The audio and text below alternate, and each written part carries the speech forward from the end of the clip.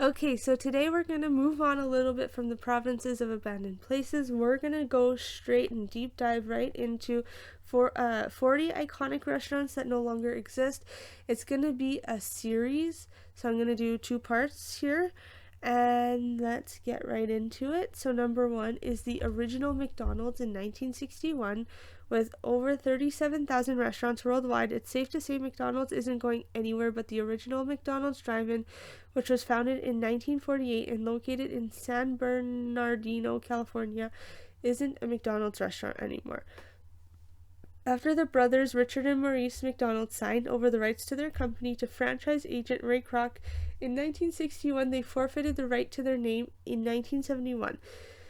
The building where fast food was born was demolished and turned into an unofficial museum for the chain by restorator Albert Okira. The number two is the Stork Club. The Stork Club was an integral part of the New York City social scene in early 19th century, opened from 1929 to 1965. The restaurant and nightclub was a place where celebrities and socialites alike could enjoy cocktails, a steak dinner, and a night of dancing. The prestigious hotspot closed in 1965, although there were talks of it relocating. Owner Sherman Billingsley died shortly after the club's iconic building was later demolished and turned into Paley Park. Again, correct me if I mispronounce something, please. I love that. Next is the Mini Pearls Fried Chicken. Mini Pearls Fried Chicken was a fast food franchise started in 1966 as a competitor for the nationwide sensation Kentucky Fried Chicken. Founder John J. Hooker set up a copycat model of the restaurant and hired popular comedic actress Minnie Pearl as a spokesperson. After much success, the company took their stock public, but after an investigation by the Security Exchange Commission and inquiries with their books, the chain closed up in 1968. Number 4 is the Toot Shore Restaurant. During the 40s and 50s, every A-list celeb was a regular at Toot Shorts from Frank Sinatra and Marilyn Monroe to Jackie Gleason and Judy Garland. The exclusive New York City bar owned by Bernard Shore served steak and baked potatoes, among other things, but the crowd was the real attraction. The establishment closed down in 1971 when the building was seized for taxes. Even though Shore reopened a year later, the restaurant's heyday had passed. So I guess the trend stopped after that. That's okay though. The thing is, you gotta do your best to rebuild, and that could be a struggle, 100%, but it's possible. Number 5 is Cloud Club in New York City's Chrysler Building. For more than 40 years, a private lunching club for Manhattan's titans of industry, was located 68 floors above Manhattan and nestled into one of the most iconic buildings in New York City. Founded in the 1930s, the Cloud Club offered more than just food. It also had a private locker room, cigar collection, and two-story view of Manhattan. That'd be such a beautiful sight. Since the club closed in 1979, the space has remained vacant, and many of the original old Art Deco fixtures have been removed or damaged. So that would be cool to see. Like, I don't know if you could go up there or not, but that'd be really cool to see the two floors of like views of Manhattan. That'd be phenomenal. The one thing that would be really cool to see, however, I don't know if you can, but they should turn it into a museum. Like, why not? Number 6 is Sambo's. The casual dinner opened. Actually, I don't know if I should say this word because apparently it is a racial word due to what it said in the article. So the casual diner opened during the peak of roadside dining in 1957. It gained massive popularity, and in the years to follow, there would be a chain in 47 states.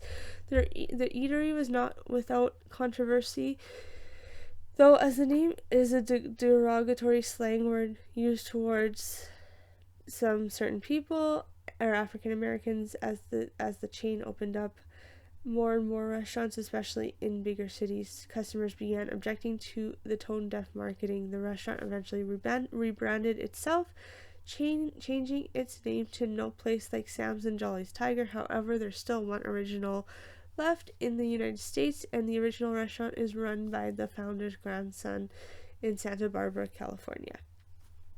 Number 7 is DeBro's Cafeteria. For 33 years, this New York City family-owned cafeteria-style institution served as a rallying point for hopeful politicians, both as well as a favorite dining destination for locals. But sadly, DeBro's closed in late 80s as the trend of diners began to die down. 8. Gino's Hamburger. I want to go back to this one for a second, the DeBro's Cafeteria. I didn't like that diners died down. They were so cool to have. I didn't live back then, sorry. I shouldn't have said that, but they seemed so cool to have. Like, I don't know, bring back old diners. Like, they're amazing. I'm sure they seemed to have more color than they do today and more character towards them.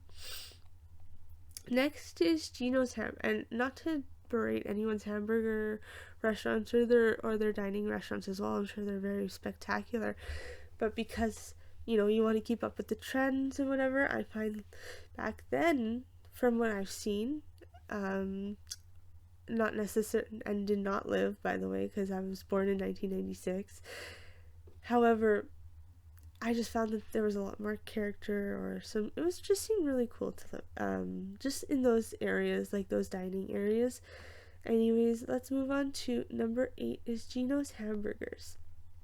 It was simply a drive-in hamburger started in Baltimore, Maryland. Something we should bring back, more drive-in diners, like that'd be so cool. In the late 1950s, the company was known for their celebrity endorsements like Muhammad Ali and comedian Soupy Sales, as well as the monstrous burgers like the Sirloiner and the Famous Giant. In 1982, the company was sold to the Marriott and used as a foothold to expand their chain. Roy Rogers. By 1986, Gino's was no longer in operation. 1987 Brown Derby. The Brown Derby became a Hollywood institution after the original Wilshire Boulevard location was founded by the Herbert Comborn in 1926. The restaurant became known for hosting celebrity clientele, walls adorned with caricatures, and the unique building, which was shaped like a bowler hat. But as Hollywood exited the golden era, so did the Brown Derby, and by 1987, all 4 locations were closed. Number 10 is Beefsteak Charlie's. So this one I've heard of for sure. This one was a popular Manhattan restaurant founded in 1914, grew to a huge chain throughout the Northeast during the 80s. Beefsteak Charlie's commercials are famous for constantly plaguing viewers with their unlimited salad and shrimp bar, but unfortunately, after getting acquired in 1987, the restaurant slowly went out of business. I find that so sad that, like, because of the pandemic, of course, and sanitation, that a lot of salad bars are now canceled, and I love salad bars. It was a nice unlimited thing to have. I never knew there was a shrimp bar, but that would have been cool to see. Plus, like, that would have been so cool. But, oh yes, that's what I wanted to say. Sorry, I got off track there for a second. But I was thinking about this, and, sure, these restaurants had shut down, but they had many years of life, the majority of them, and and typically,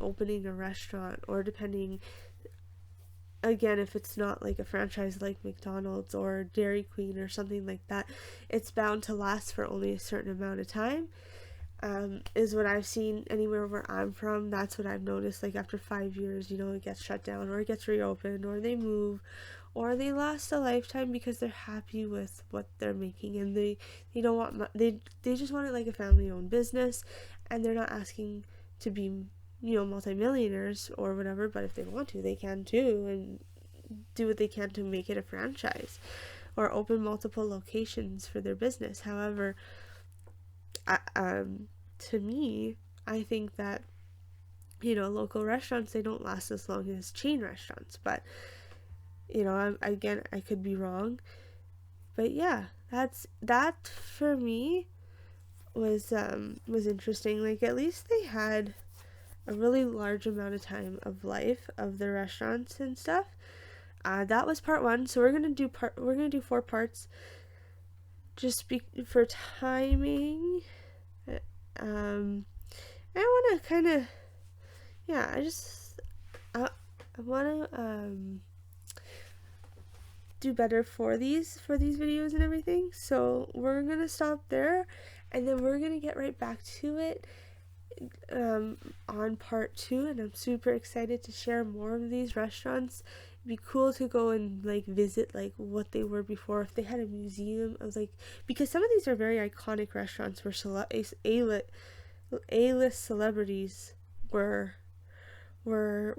at all the time and stuff like that. Since there's such a big trend, we might as well like just honor these restaurants. Anyways, that's it for me. You guys have a lovely rest of your evening, and we'll chat soon. Keep smiling, keep shining. Bye now.